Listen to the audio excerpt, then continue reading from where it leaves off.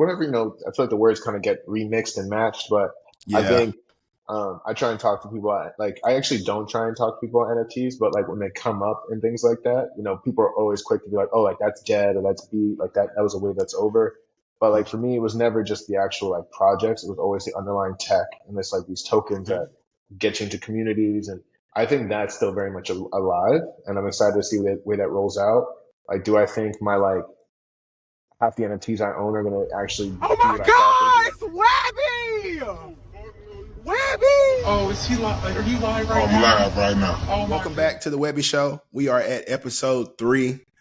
Back with another interview this week. I'm super excited to share this guest with you. My boy, another brother of mine that I've made because of this crazy Web3 space over the last few years. David Hernandez, also known as Zen Shorts.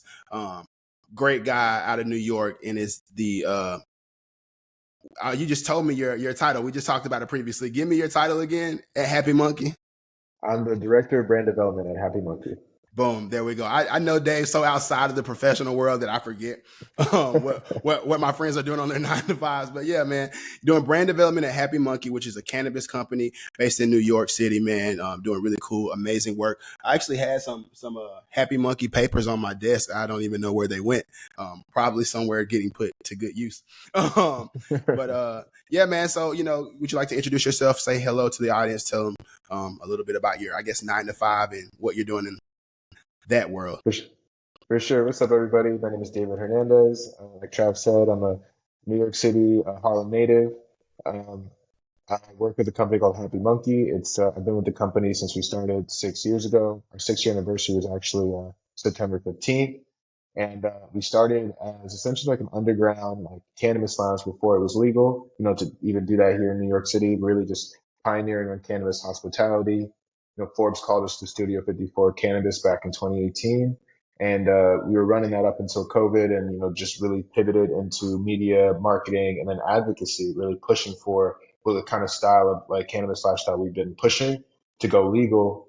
And now coming out of COVID, cannabis legalized here in the States, or in New York City, March 31st, 2021. And, with a lot of advocates fighting on the ground, us included, helped push that through. And now we actually won 2 licenses this past summer for conditional use, adult use retail.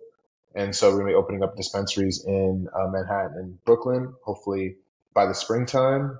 And then there's actually another round of licensing too. So we're going after that to, have as many Happy Monkey stores in New York State as we can. And, bringing that like hospitality, New York flavor, and, really just set a tone for what New York and East Coast cannabis looks like apart from, what they're doing in California. Um, you know, I've had any job in cannabis you can imagine over the last 6-7 years. But right now I've just been really focusing on ways to kind of take Happy Monkey IP and the brand and culture and really scale it to be, the mammoth we know it's going to be.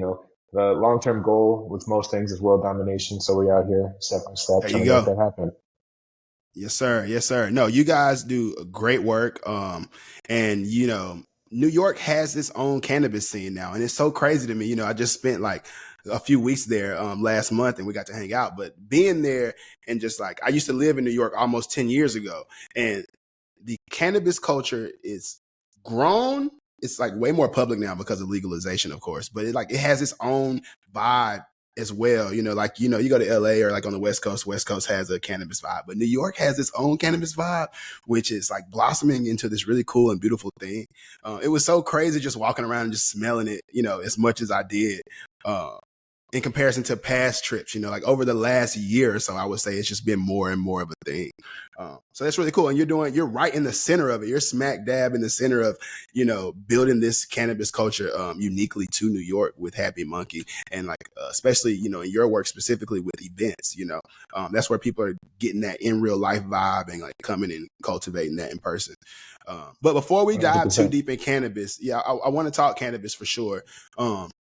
But before we dive too deep in that, I wanted to kind of like start at the beginning of our relationship and kind of why we're both here, you as a guest on this podcast.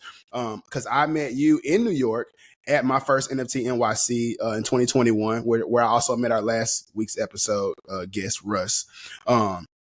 And I didn't know you from social beforehand. I met you in person because we were at an Atom Bomb Squad party. We're both Atom Bomb Squad members at the time. I don't. Are you still Atom Bomb Squad? Yeah, I'm a holder. I'm a diamond Okay. hander. I'm not this whole bear market. I've not really liquidated much, if anything. I just hold it on and sitting on it. If anything, you know, I paid like what $250,000 to go to college. I can take a little L's and E's from the NFTs instead. So I haven't really I sold like that. anything. I love that. I love that. Yeah, no, I'm still Atom Bomb Squad holder too, man. I'm still a Loser Club holder. You know, so I still hold frenzies, like all these projects that like rugged or like don't exist anymore. It's like it has sentimental value to me, you know. So I still kind of hold them. And who I knows, kind of they might have a rise. I mean, you kind of look at it like you think about like brands like the BB belts are coming back, or like you're seeing like Colt 45 get re brought back. Nothing really dies in this kind of like nostalgia kind of like universe we live in. So who knows? Like I'm a big Gutter Cat person, big Atom Bomb Squad person. So like who knows what that's going to look like in 18 months from now, 10 years from now. I think in this Exactly. this Web3 market where we're just like now, now, now, but like we both been outside for long enough to know that longevity is a real thing, and it's Yeah. never, nothing stays peaking forever. It's all waves. So we here. 100%. It's all cycles, man. Like that's just how it goes, especially with trendy things and like cultural things. It's all done in cycles. Um, and yeah, man. So, we met at Atom Bomb Squad party. Cool story. We both had disposable cameras. I had saw you actually earlier that day in an Atom Bomb Squad panel. And like I just remember passing you or whatever. We might have said something to each other. Like it was really, really chill, like, warm. Everybody was kind of being super social. Because it was like the first time all these internet people who had been in this club together got to see each other in person and stuff. So like everybody was really like really network. I won't say networking, but just really building genuine relationships. There was like a lot of cool conversation going on. So that was, we ran into each other at the panel, and then I remember seeing you again at the actual party that night. And we both had disposable cameras. And I have a picture of you taking a picture of me with our disposable cameras, and you have a picture of me taking a picture of you, and we did not follow each other, but when I uploaded it, somebody tagged you or something like that, because that's how the internet works. And now, now here we are 2 years later. And the same was like similar story as me and Russ. 2 years later, we hang out often. We talk all the time. We've done several projects together now. We've done Proof of Puff last year, which we'll talk about. And we did, we all just put on the event in Paris for ECC, the Baguettes and Ballots event. For Proof of Vibes and Near. So that was really cool. And, it's super cool because it was a relationship that just happened organically, because that's just how it was. And so I want to ask you, I don't know if I've ever asked you, but I want to ask you here, how did you even get into the Web3 space? Like, how did you end up at that NFT NYC? Like, what's the entry for you into this world? For me, I would say I've been like crypto conscious, since like 2015.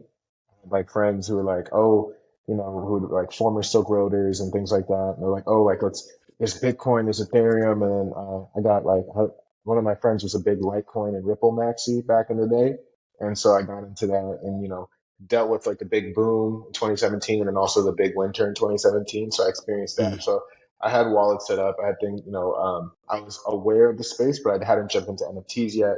But I would say probably around like COVID time, like early 2020, when I think the Beeple sale happened. That $69 million sale. I think that's what spurred a lot of people to be like, hey, like what's happening here?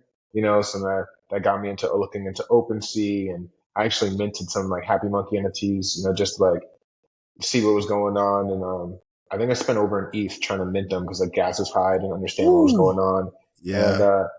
that kind of like the fact that I couldn't sell them right away would have put a really bad taste in my mouth. So I missed out on actually like jumping into NFTs right then and there. But then over the summer, I was seeing what was going on. Like I was following Bobby Hundreds already, so I kind of saw what he was doing, just kind of ambivalent of it, just like watching it. But then NFT NYC was coming on. I forgot who put that on my radar, but I saw the tickets were sold out and like only VIP tickets were only available. So I'm like, I don't want to say I'm a finesse king, but really I'm not a big fan of paying for You things or are, getting you into are low key. Let's just say your face card is strong. it. So I was like, you know what? I can figure out another way in here. It's in my city. I know what's up. And so I actually volunteered for NFT NYC. Um, Mm. and I showed up and I was just ended up talking to this woman, Julie Lamb. Shout out to her. She's super amazing. She does a lot of big conferences and a well-known person in the space. she was running, I guess, like the hospitality section of NFT NYC, like dealing with the speakers and sponsors.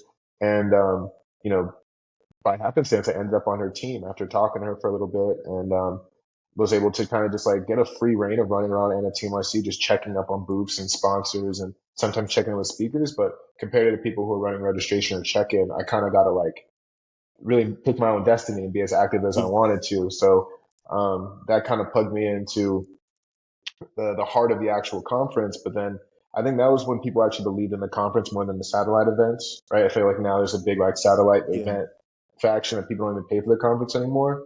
But you know, everybody was kind of double dipping and met some friends. Hey, are you going to this event? Are you going to that event? You know, I'm like, I don't have this NFT. No, you just come in, you can use mine, whatever. It was like very Yeah. uh, like everyone was sharing. It was that big wag me energy. Everybody was like, yeah, we're gonna Mm-hmm. do it, and it was back then. And so that's what kind Wag of brought me me. to, yeah, we're all gonna make it. You know, and Yeah. to some degree, I still believe it. You know, I think the people who are still here are going to make it. You know, it's if you were here to be trendy, it is what it is. But that NFT NYC was for me kind of changed my life. I would like straight up have to say like not just like oh because I made NFT bags or crypto bags, but more so just the expansion of a whole nother network for me. You know, us connecting. I can name probably like 20 or 30 other relationships over the last 2 years that I can pinpoint back to that November. And you know, I was able to like fly out to NFT Miami and work for Julie Land again over there, and a few other conferences, ETH Denver, all these conferences that like I'm coming just briefly back to the cannabis circuit. I'm always jumping around to different cannabis conferences. We speak a lot and things like that. So I was already used to the whole trade show energy, but then to see that Web3 had that same kind of budding uh, energy, and like for me, it was just kind of that like energy of it's an online community. Like we are all Twitter people, Discord people, now Friends Tech, whatever it is, kind of people. But then the fact is that we're all coming together in one central in real life location was just so mind boggling to me. And that's one of the reasons I actually had the disposable on me. I'm like, not only is like it's a online community that I'm catching in real life, I'm catching on film, and everybody has digital cameras. And it was just that kind of like layered of context that like I'm still in love with the space. That's what had me out there in Paris with you. You know, it's mainnet's going on here in the city right now. And it's probably why I'm gonna go degen it up tonight and just kind of find that community. And it's, you know, long story short, that's what brought me here. Yeah, man. You touched on a few things, man, and that time back then, that first NFT NYC like 2021 of mine, that was, you're right. Everybody had that wag me energy, right? Like things were so like positive and just like Wild West New Frontier, and it felt real. Like I don't even know. Like it was just something about it. Like and man, I made so many connections that trip. I think same for me. Like that changed my life. You know what I'm saying? Like in hindsight, like looking back to that, it's like, yeah, that was really big. And it's funny you finesse. Russ also volunteered. I didn't have a ticket, but I was selected to show art for Spatial during that week. So I was like, I'm going. And Russ ends up volunteering and getting put on admissions or something like that. And he gives like everybody in 40 Acres DAO who was in New York for NFT NYC who didn't have a ticket. Russ got all of us passes. He like literally wrote me like, yo, what's your full name, email? I got you. So, but you know, the crazy thing is even back then, I only went to the conference one day and I might've sat in one actual panel and it was really packed and it was cool. It was like really fast. I remember like the one panel just like kind of flying by and feeling rushed. And then like another panel came on right behind it. And I was like, yo, this is kind of dead. Like I'm going to dip. And right before I was about to leave, I ended up going upstairs and everybody was kind of like, there was just like VIP or whatever, something going on. And that's where all the networking was going on at the conference. And that was really, really cool. And I made a lot of relationships from that day. And, but yeah, like you said, now it's all about the satellite events. Like nobody's really going to these conferences because there's so many speakers. Like you're not really getting, in my opinion, true value out of doing it like that, right? And like most of those conversations are conversations that you can just have on Twitter, or those same people are having on Twitter every day if you just hop into space, but you do those events, whether it's a party or like the brunch mixer, like the brunch like we had, or like the pull up that Gitcoin did at the Gitcoin house that we went to in Paris, like things like that, is where you make like real relationships, right? Like you get to have a real conversation, you get to talk to the people, you get to exchange ideas. And so I love that vibe. I kind of miss some of the energy from back then. But everybody's been burned. But it cleared out a lot of people. It did. You It know? did. And honestly, it cut the grass a little bit, you know what I mean? Yeah. And like a lot of those people right now, like whether I follow them on Twitter, LinkedIn, whatever it is, you like now a lot of those people are AI people or a lot of those people are just moved on to other kind of emerging industries that have that like kind of quick boom for your like bang for your buck or quick boom kind of potential. And so I think that people who are still here, it's like we're like generals in a war or something like that. Like we've been fighting for a minute, so Yeah. we like, it's We just a got lot of stripes now. respect. Exactly, we got stripes, you know what I mean? Where Yeah, like we've been burned, man. yeah, and like at this point, I can't imagine even though being here over the last 2 years, because I was mentioning my first burn was probably back in 2017, but over the last 2 years alone, how many rugs and different kind of like metas and things like that I've lived through where I've like whether it be FOMO or buying the wrong coin or buying the wrong project or not selling quick enough or things like that, and so there's so many moments where or even like clicking a wrong link or even hearing Oh that whole my kind of thing. gosh. Yeah, Like bro. there's so much that like if I know you're standing here from then, you've had your own universe, your own journey that like mirrors mine to some degree. So there's this level of like you get me, I get you, and I think there's nothing wrong with cutting the grass. And I feel like once the market booms back up or wherever it's going to be, I was actually just talking to a friend earlier today, and they're like, should I just like exit out of crypto or whatever? And I was like, one, you're gonna have to pay taxes on it, so you might as well just hold it at the end of the day. But like Right. two, like it's still so early, you know what I mean? It's still like Ethereum's not even 10 years old yet. Bitcoin's, hardly 15 years old. You're looking at these things that like, you just gotta wait on it. You know what I mean? You don't buy a traditional piece of art and hope it flips the next day. So like kind of getting out of that like instant gratification with it. Once I got, came at peace with that, and the people who I know like you who like come to peace with that too, we're actually just actually building out here. We're actually figuring out how do we create a foundation, how do we create this infrastructure.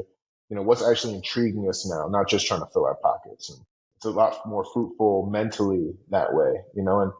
And and don't get me wrong, I definitely degen from time to time. I was telling you about like Pepe for me paid for my summer, by essentially. And so like being able to like there's still degen moments, there's still ups and downs, but like the people who are here are in it for essentially the right reasons, not just like quick bags. Yeah, no, for sure. Because things are still happening in the space. People are still building, like new ideas are being created and projects are launching with new concepts. Like you were talking about Pepe. Pepe is a cryptocurrency that popped off, like I guess towards the end of the spring, like during like a little altcoin run that was going on. I remember it was like Pepe coin and like Turbo coin and like all these little like meme coins. Just another meme. Yeah, it was just a meme coin season. And so like even after the market turn of last year, this year, you were still able to find opportunities like that because people are still here. People are still building. Crypto isn't dead. NFTs aren't dead. They just kind of slowed down in comparison to where they were. But that's how, like you were just saying, that's how we know now. That's how cycles work. And, like the markets work. They go up and down. And, we were at a high last year that could not sustain like that. Like it was like, I would like, it was unreal. Like, man, I would wake up some days to the money in my wallet from certain things or like airdrop. I don't know if you caught the ENS airdrop. The ENS airdrop was the night I was like, I'm never going back. Like I'm all in. This is fake. I can't believe this really happened. You know what I'm saying? So like, yeah, man. So that's just kind of crazy. You've been in the space for a while. If you had to give like one tip or one piece of advice to someone who is coming in the space, now they've heard about it for a few years, or who's going to catch this next bull run whenever that starts, like for the people coming in, if you give one piece of advice or just like one thing for somebody to keep in their mind during that time who is going to enter, what would that be? I would say breathe. You know what I mean? There's so much like opportunity here, and it always feels like you're gonna jump in right now. This is the thing I'm gonna do right now. This is minting right now. This is whatever it is. Just take a second, breathe. And obviously with that comes do your own research or, go to your community and really figure out, what's right, and just understand like there will be another pitch. You know what I mean? Everything doesn't need to be a grand slam off the rip. And it's just once like I deal with that like anxiety. The reason I don't trade coins and stuff like that, like I probably used to, is because like the anxiety of it, you know what I mean, that would come with it. Yeah. So just like breathe, close your computer from time to time, log off, touch some grass, touch grass, baby. Yeah, touch grass, like meet people, like I remember when I flew out to go meet you in Nashville, right? Like to do that, like that whole situation was one of those moments where I'm like, I could be here in the city, kind of like in my own little world doing what I'm doing, but actually where are those moments where I can actually like create real bonds and with like human beings behind the tech. And I think once you do that, whether your bags are up or down, you can actually, your heart's going to be a little bit more solid. And I'm a big energy and like heart centered person. So like for me, my advice would just be like breathe and do what you can to sleep at night, right? Like, remember we were talking Man. to that Mm-hmm. teenager back out in Lollapalooza when we were in Paris, and he definitely sounded like he was a little bag hungry, which is exciting. He's like, I want to get into Yeah. crypto. To like, how do you feel about rug pulls and all these different things? And we gave him, I think, some really solid advice. But for me, my heart was just like, you know what, like, don't do anything that's going to like home wreck somebody. Don't do anything that's going to like mess up your ability and longevity to sleep at night, and just be okay with who you are as a person. Because like at the end of the day, like this is all a tool. It's all a tool to live a little bit more limitless life, and it's not just so you can have the most ETH in your wallet or have the most X and do whatever. And like, no, it's so you can like prosper, your community can prosper, and you can live a little bit more limitlessly, and kind of break out the mold of what, the industrial revolution has allowed us to think the world is. And I mean, I feel like right now, like even when we look at our like Paris trip and the moments we've had over the last 2 years, there's been so much that like this space has afforded us to live a way that's just like would blow people's minds. I look at Russ's Instagram. I'm like, bro, like I was just with you, but now you're in like Vietnam and here and Vietnam. that. Yeah. And it's one of those things where it's like, and I'm proud of him for doing it too, because it's like Yeah. he's really like taking the baton and running with it. He's showing like he's creating his own destiny, and that's really what this space allows you to do. But you have to have patience. He's extremely, extremely grounded. When I'm hanging out with him, and he's just like myself. We're in our 20s, and we have a lot of life to still learn and live.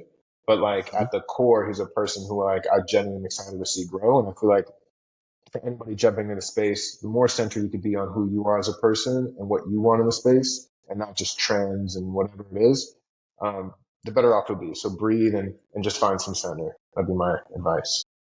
That was really good advice. And yeah, man, ditto to everything you just said, especially like I think you gave that kid in Paris really good advice when we were at Lala when he was asking about it. You said you got to sleep at night, because he was asking about rug pulls. Like he was like researching rug pulls and like how to do like kind of scammier things. I'm like, I'm not going to tell you not to. I just like, I don't do that. You know what I'm saying? You can do whatever you want, Yeah. but you were like, nah, man, you got to sleep at night. And I was like, that's really sound advice. And that's for anyone else, coming to space. Like you got to sleep at night for sure. And so, yeah, man, let's get on the subject of proof of puff real quick. And then we're going to play a little game. But before we get to that, yeah, I really want to talk about proof of puff, because that's been that was a bucket list kind of thing for me to just be involved with a project with cannabis, period, on that level and that scale of things. Me coming from, Alabama in the South, where it's just like cannabis is basically crack to like any older person around here, it feels like. And just like the laws, are so like, we're going to ruin your life. Where now, because of how New York has, embraced legalization and, those kind of opportunities are open, we were able to collab and not only do something in cannabis, but like do something at cannabis that intersected with our Web3 interests and like other tech with the NFC stuff. So like you were big in that, like you pushed that. Like I had that idea and I remember kicking it back and forth to you a little bit. And after like the third time, you're like, let's just do it. We can do it. Why not just do it? And I'm like, all right, cool. Let's just do it. And we did it. We threw a whole event at Quad Studios, which was insane because like I'm a music head. I'm a culture like lover. You already know me. I remember getting on the elevator being like, yo, this is Quad. Like I'm not Quad. No, we weren't at Fight Quad. Club, We're at Fight Club. Yeah, but even even then it's like, yo, coming in off the street, you know what I'm saying? And just even knowing like, oh, this is where Cardi B recorded. This is where, Bobby Smurf, like all these, influential things, ASAP, all these things that have like been so big in my life, getting to do an event in that space and it being an event that was, centered around cannabis and Web3 and tech was just, and it was a great event. So do you want to talk about that? Like, I don't know. Yeah. I know you do a lot of, cannabis events and you do a lot of events, period. But like, what was that event like for you? For me, it was like the reason I think I was so gung ho to just do the project was because for me, it's like sounded believable, and like the idea that no one had done it yet, I was like, come on now, like these are all worlds that are intersecting. Like right now in New York, you can go to a session and go see like die cut bags and all this kind of craziness. People are, weed is just a whole other animal right here. Like I feel like more people care about the bag and the packaging than they do the actual smoke. right? And so it's like trying to kind of revolutionize or kind of show what the future of that could be, using the AR tech. And so for those who don't know about Proof of Puff, it was a project where we essentially um, we had a curated strain drop of 100 apes, and with that on the bag itself there was an NFC chip that brought out this like AR experience on the bag, but also there's a QR code on the back that led to like a claim page for you to claim an NFT for each bag. And then additionally, we even played with, because at the time IP rights was really big and like trendy at the with the NFT space. Like people putting, like thing about like people who create burger companies or fast food restaurants with their apes and things like that, or their mutant apes and all that kind of stuff. I had a gutter pigeon, and I'm a big believer in the gutter pigeons, and so like a subsection of the gutter cat gang. And I was like, hey, like, why don't I take the IP which I owned of my gutter pigeon and put this on this bag? And the whole idea was that we are going to have these like strain drops using the IP of our NFTs. Like I think the next one was going to be Loser Loud, and it lost a little steam just because lives ended up happening. But I still think it's a project we can obviously run with in the future. But the whole idea around it was having this AR experience to this like commercial packaged good, and kind of just showing what the future of marketing could be, and then having this claimable as well. So, if we decide to, revitalize the community, people who couldn't claim them bought the NFT, would get some kind of like additive benefit, whether it be like token gated communities or whatever it is. We were just playing with all the future of what this would look like, whether it be us selling a eighth of weed, a bottle of wine, or whatever it is, like these kind of experiences, just kind of using it as a test case. And for me, like, doing it with cannabis was so fun because, at the time we were working on getting licensed. We were seeing a lot of these licensed products come out. And even what I was seeing in the street, and I was like, no one's messing with AR. It's such a low lift. You know what I mean? Like, just very much like every phone can have this Instagram AR filter. Why is no one doing it? And it was like myself, you, Steven, and Orlando. Shout out to them because they're like, Shout AR out. genius. Like they're extended reality geniuses. Like They're wizards, bro. limit I them to always say they're AR. wizards. Yeah, they're just Yeah. wizards. Like they're straight up living in like 2035, if not further ahead. You know what I mean? When it For comes to just real. the tech that they're just consuming daily. But they were really able to help bring that to life, and the community too that came out. Like Fight Club Studios closed after 20 years in February, and we were able to get that project in there. That's where French Montana started. That's where Remy Ma got her start. There's a long list of people who recorded there is insane. And so just the fact that we got to have like a cannabis event, and that's also where Happy Monkey started too, right? So it's like Mm. that's it was very near and dear to my heart to kind of have that project there. And then right afterwards, I flew to no, I flew from Puerto Rico the day before because I was out there for a cannabis conference, and I had the bag with me. And I remember showing regulators the bags. They're like, "Oh yeah, cannabis bag. You can't have a little like cartoon on it." They were just very like, just like, no, that's not what it is. I was like, no, like, actually look at this. And I think I showed Damian Fagan, who's the current chief equity officer, the like Office of Cannabis Management here, which is like our larger body of cannabis. He saw it, and he just was like, is that pigeon dancing? Like, how'd you do that with your phone? Like, he was just like, mind so blown because he'd seen all the candy packaging and all the like kitschy stuff, but he hadn't seen anything that crazy. And then to come and do the event, and then the next day after, I flew to Vegas for MJ Biz, which was the world's largest cannabis conference, and also showing to some people to the point where one of my homies brought me aside and was like, "Stop showing it to people. Like, you got to patent that. You got to like, they're gonna Mm. steal the sauce." And like, um, moving forward from that, like I'd only seen, I think Champelli is doing some AR activated stuff, and I've seen some activated stuff on bags. Nothing with a claimable, but I still think it's such an untapped market, not just for cannabis, but like 100%. CPG in general. Whether it be a bag of chips, or like imagine Rap Snacks, and something came out of Rap Snacks, or I know like V Lone is doing some stuff with it, and there's a few other clothing brands, but it's still such a fun space to be a part of. And so that was really like us just diving in, and we did it. We jammed on it for maybe a month, if that, and Yeah, about a we're month. traveling and moving around, and we just made it happen. And so that was definitely one of the highlights of my 2022. We closed out the year very, very strong on that. And yeah, that's proof of puff, but it was a fun project, really, really fun project. Yeah, no, super fun project, man. Like you said, like we combine so many technologies in a way where it's like, yeah, why isn't anybody else doing that? And it was a very easy, like people just put their phone to this.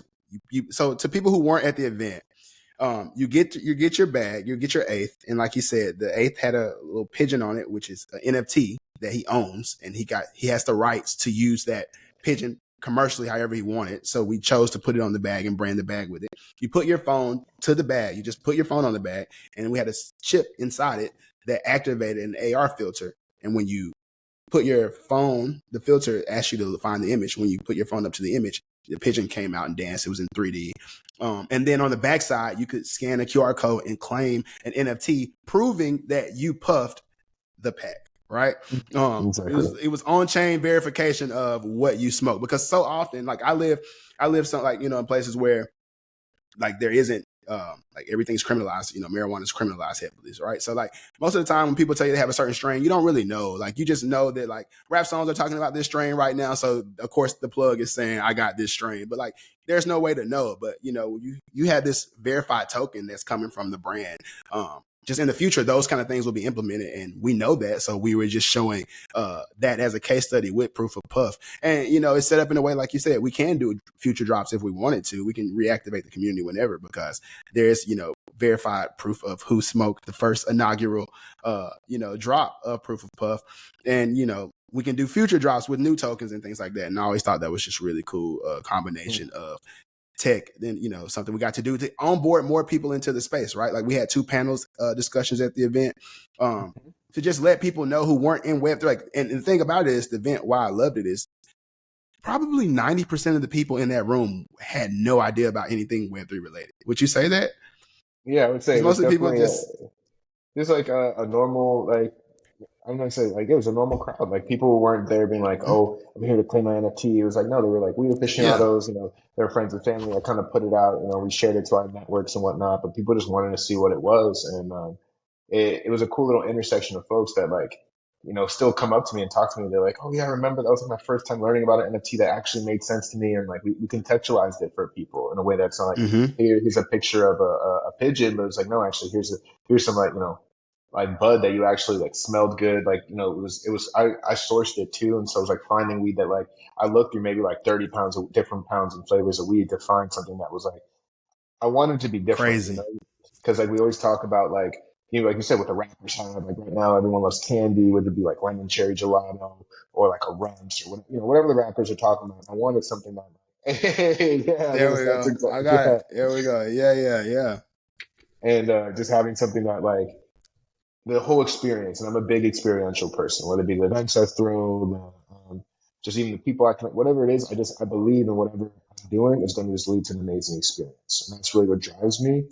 And so that was something too. I wanted every part of it, whether it be the band, the art, even us jamming on the artwork too. I know, shout out to Mike Rose. He's one of or I think Rose NY on Twitter. He's like the head of the Puffer Gang. He jammed on that with me for so long to kind of get all the artwork correctly. That's I think it's Issa by 21 Savage. That's like essentially like an ode to that cover right there. And so just like it was so collaborative on many different fronts, and just being able to connect these people, and it was awesome. Like those are the kind of projects that like keep me in the space at the end of the day. You know what I mean? Like it's like we're builders, right? Like whether it be like, the hackathons and like video games you build and all the different projects, like it's one thing to just like stay up to current with the news and buy coins and all that stuff, but we're actually here like testing stuff. We're actually here like jamming with people who care about it. And like even bringing up Rose again, like he jammed with the Puffer Gang and created a whole community that was bigger than the subsection it was actually a part, bigger than the full section it was a part. The gutter cats are in the toilet, but the puffer pigeons are worth more than an actual gutter cat, which is, like looking at how they were minted and back in the day, like that was not the case, but we've been able to flip it just because of the actual community energy. There's a networking group every week. I get to connect with another puffer pigeon and just like learn what they're doing, like all these different like additives that were just like, that we were able to build onto it as opposed to just being like what they told us it needed to be. And I think that's the most like exciting part of this Web3 space. It's really what we want. 100%. Yeah, everybody's writing the rules, man, as we go. Like it's so crazy when I try to explain to people. I get so hyped up about it because I'm like, dude, this is a reinvention of all that we know about communities and internets right now. It's happening in front of us. And eventually everyone's going to participate, whether they know it or not, because it's coming and it's happening. But it's like being in the space now and being able to build and be a part of it is just like, I love it. I enjoy it so much, and meeting others who are doing the same. Because everybody's just like genius. Like I feel like all the people in this Yeah. space who are still in this space right now are just big brain. Like I feel like I met so many geniuses over the last couple of years because of this space. Like people who are just insanely smart, Something insanely that talented. something that like blew me away recently was when we were in Paris and we like I got put onto the whole regen movement.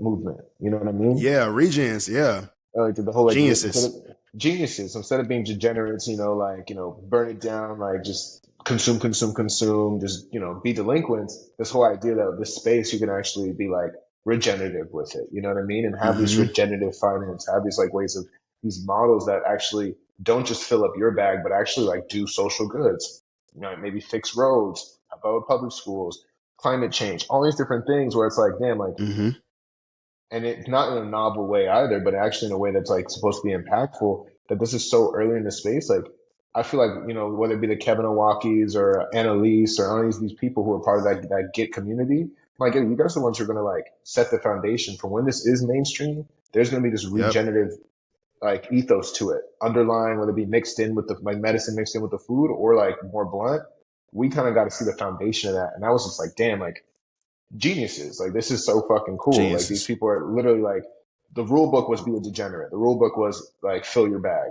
And then they're like, hey, Yeah. how about we just like add another book Make the to it? world better. Yeah, Yeah, we exactly. just make the Let, world a better place instead. let's do it. Let's do a New Testament and turn the other cheek. You know what I mean? Like let's like literally just Yeah. change up what's been happening. And it's been like I think that's so cool the way this stuff is being rolled out and written that like there is no rules to it and that was really inspiring me of recent to be like because sometimes things get stale and you have to kind of find your inspiration but when I think back to those moments I'm like damn like those people like the tree guys tree gens I don't know if you remember the Yeah, guy who's tree like gens. planting Yeah, the tree yeah, gens. Jimmy, I think his name was.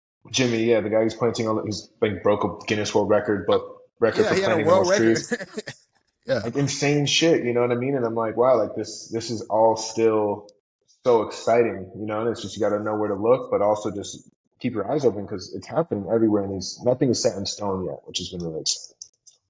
100%. 100%. No, like geniuses. Like I said, people doing amazing things. Yeah, meeting Geniuses. Jimmy. Like I think that was like the week he broke the world record or something like that for like planting the most trees or something. It was just like so wild.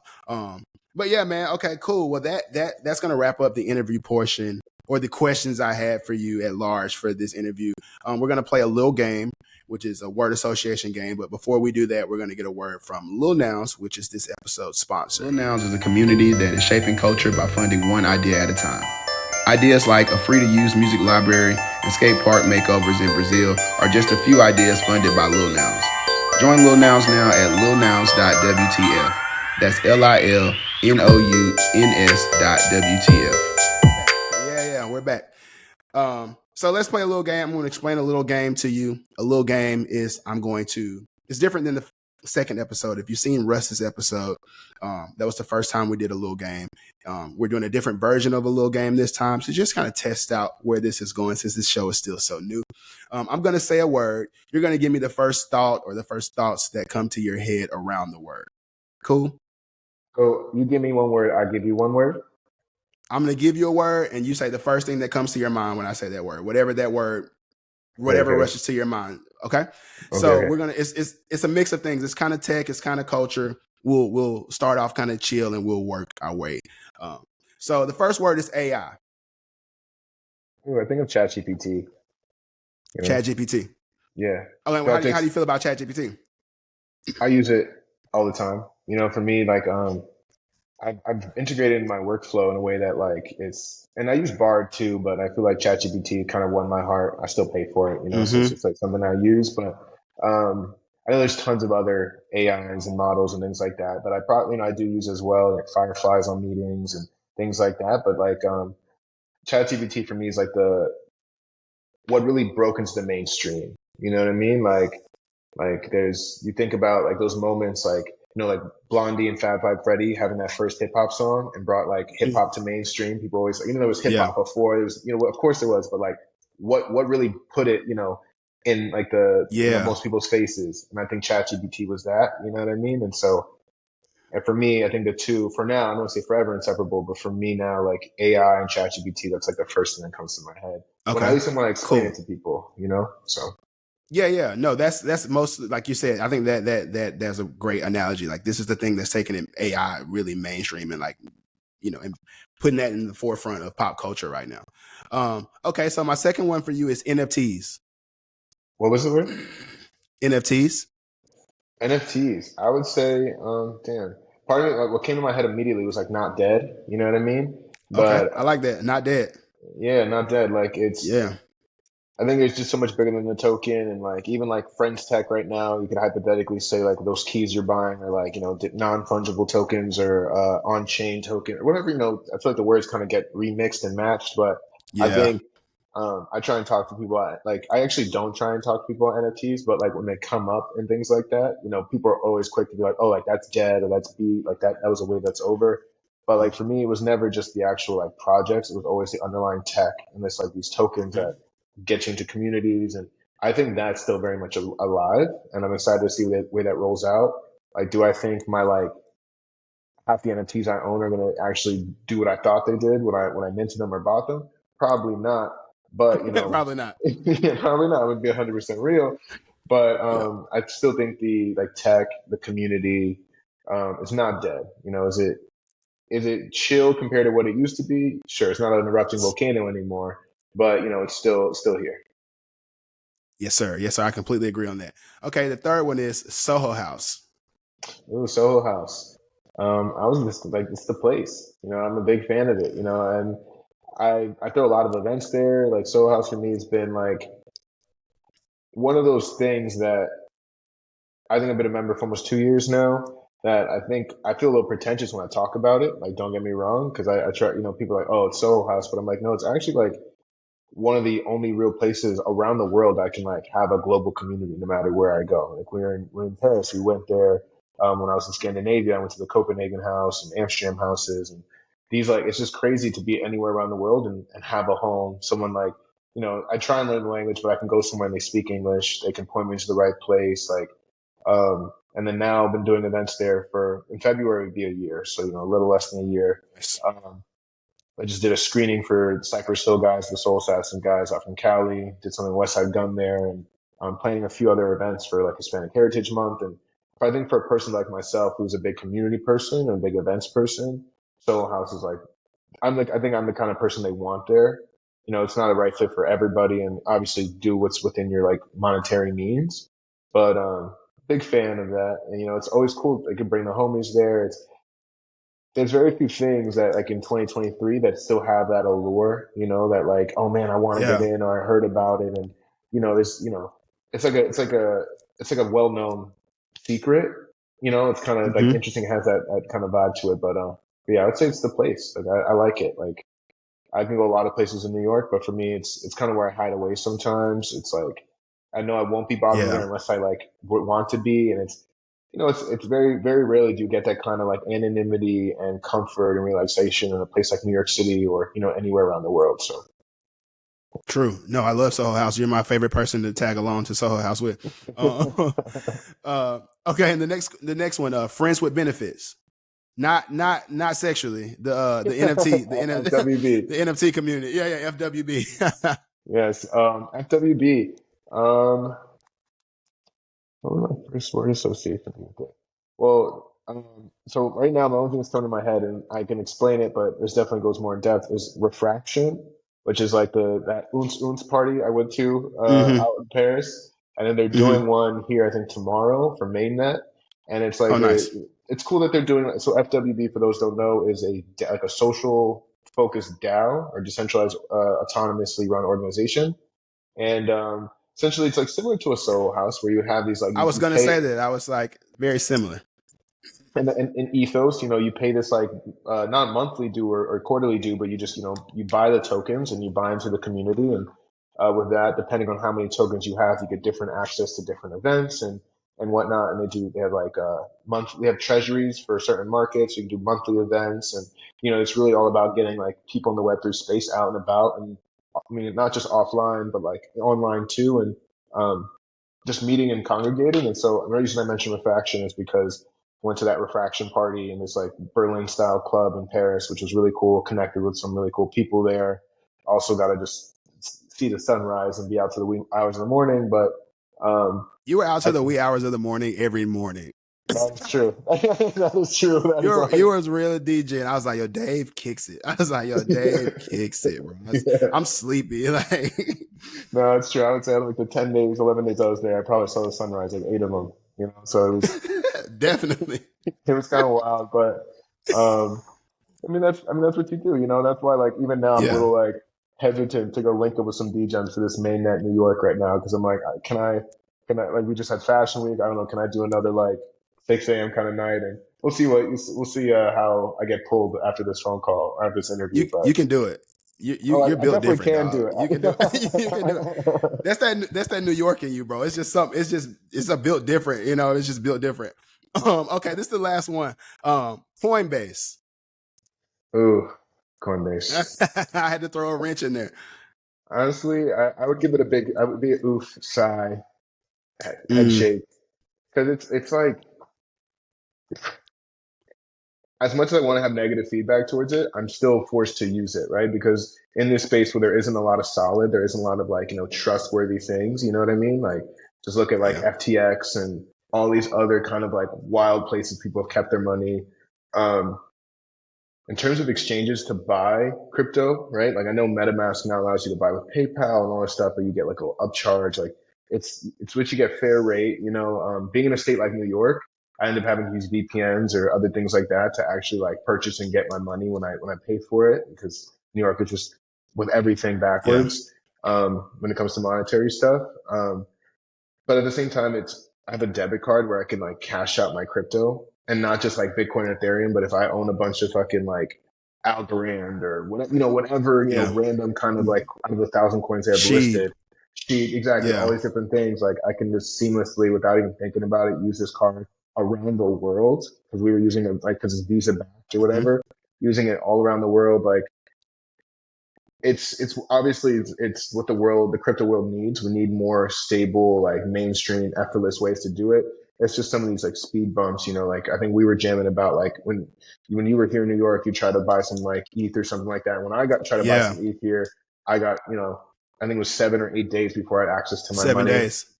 Yeah, I which think was so. like, in 7 days in crypto, that could be the difference between a $1,600 ETH or a $2,000 ETH. You know what I mean? And so, Yeah. or a $2,000 ETH to a $1,600 ETH. So it's one of Facts. those things where like it's like it's my money and I want it now. You know what I Yes, sir. mean? Yes, sir. All the time. All the time. And but it's at the end of the day. I mean, Coinbase, I think you should sponsor me and the gang because we do very much use the program and rep it very For heavily. And sure. so don't take the oof eye roll too heavy. It's just more so I think.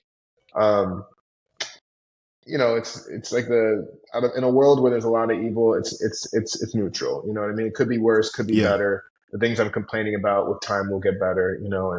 Um, it's exciting to see that there's still a company that's still in it. You know what I mean? That didn't like fold like an FTX or didn't fold like any of Hmm. these other exchanges. So um, I'm bullish on Coinbase, even though they definitely have pissed me off many a times over the last couple of years. Yeah, that can be inconvenient being in New York with that delay. I definitely did not think about that until after it happened to me while I was up there, and I was like, Dave told me about this. Yeah. But yeah, like you said, it is one of the more trustworthy places to hold your funds or whatever in this space right now. And to just like exchange. And we do use our cards. We use our Coinbase cards heavy. I still got the picture of all of us with our Coinbase cards down at that restaurant in Paris. Because, Yeah, no, I that's feel like just, everyone uses it. I know Gemini has a card too, but like for me, it's just Coinbase has just been the one. I know their NFT thing kind of fell on their face, and they just launched their layer two with Base and that whole wave. So like they're doing stuff. They're still yeah. they're still kicking, and yeah, I just think that's just one of the things that definitely like I've been watching this like random meme page. It scuffs my Tims. You know what I mean? But no, it's just Yeah, yeah. That's But other than funny. that, I'm here for Coinbase. I think I would love to meet with someone from the Coinbase marketing team or something like that. They do some dope events, and I think their Yeah. onboarding could be a lot more streamlined for like people who don't know Coinbase. I know they've like Mhm. partnered with like the Knicks state or the MSG and stuff like that. But if this ever in the fucking like Twitterverse universe ever gets up in front of someone from Coinbase, I'm pro All it Coinbase. is.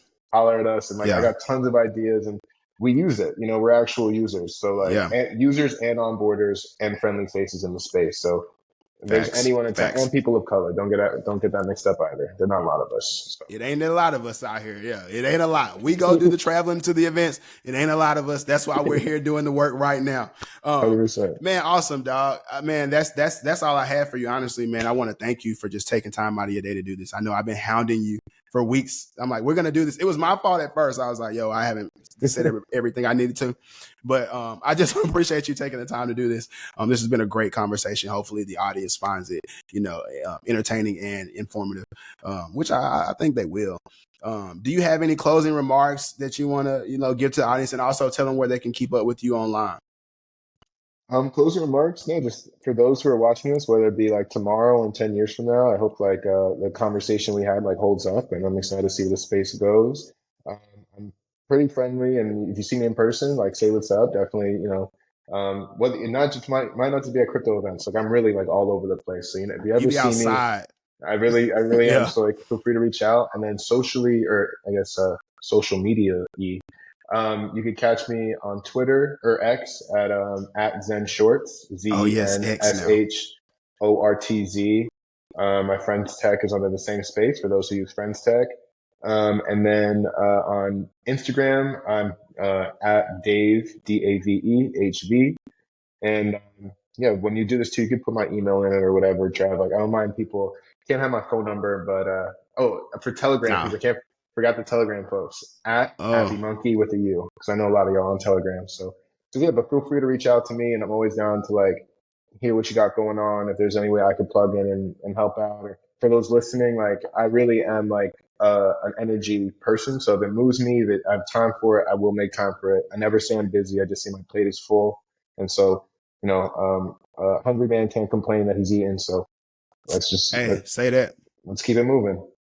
Yes, sir. Yes, sir. No, Dave is the person. If you're in New York, you're trying to do anything in New York, especially event wise, Dave, this needs to be your first contact for sure. And if you're in New York, you're looking for good food or any recommendations on anything to do, also Dave. Do not hit up Dave if you want Dave to talk you out of doing something, because that's how I ended up in a kayak in the Hudson a couple of weeks ago. But it was a great time. We had a good time. Facing your fears. Facing my fears, bro. Yeah, for sure, man. I appreciate you holding me down during that. We was out there, You were really out there, but I was still out there. I wasn't out there as deep as you, but I was out there. Man, you did. You got in the boat. You did the thing, man. Honestly, we're gonna get those swim lessons in. We're gonna make it happen. One day, it's coming. We never will be swimming in the Hudson. I will never ever co-sign that. But no, sir. I will never get in. What? No. We'll find some tropical beach. We'll do it in Bali or some shit like that. But I'm here. There we go. Yeah. Bet. That's the vibe. Y'all hold us to that. Well, we're going to catch y'all next episode. Thank you for tuning in. Webby Show. You can follow me at BigTrav205 on Twitter and Instagram. You can follow Webby at W3bbie _XYZ on Twitter and W3bbie .xyz on Instagram. That's also our website address. Join our community. Our Discord is free to join. It is application gated though, so you have to apply. But yeah, thank you guys for watching, listening, whatever you're doing, and we'll catch you next time. Thanks, Trav. Oh my God, it's Webby! Webby! Oh, is he live? Are you live right now? I'm live right now. Oh my goodness.